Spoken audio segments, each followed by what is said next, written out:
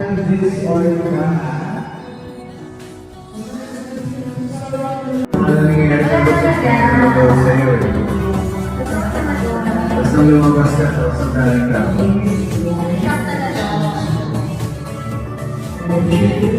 Bakit may ano? Hanggang ngayon, meron pa rin.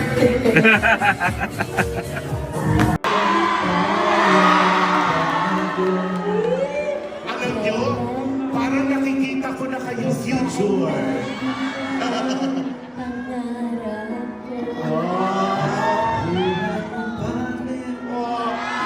Nanay, tatay, hoy, hinang ko.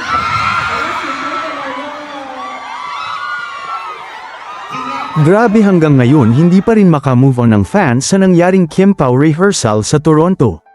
Hindi lang ito simpleng practice kundi isang kulitan-filled na moment na talagang tumatak sa lahat ng nakasaksi.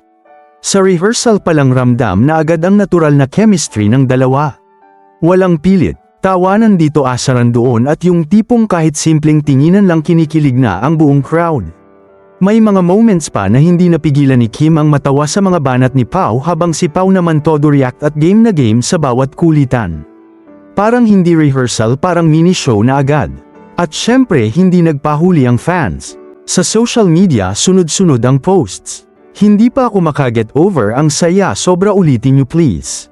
Maraming OFW ang nagsabi na worth it ang lahat, biyahe, pagod at paghihintay dahil sa saya at kilig na dala ng Kim Pao. Pero kasabay ng saya may konting lungkot din.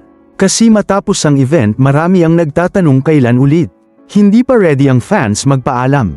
Gusto pa nila ng mas maraming moments, mas maraming kulitan at mas maraming pagkakataon na makita ang dalawa ng live. Kaya ngayon iisa ang hiling ng karamihan, sana may next tour dates na.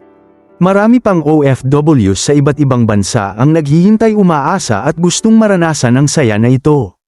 Ikaw, naka-move on ka na ba or isa ka rin sa naghihintay ng next Kim Pao tour? Magkomento sa ibaba sa iyong paboritong moments at huwag kalimutang mag-subscribe for more videos. Maraming salamat sa panunood.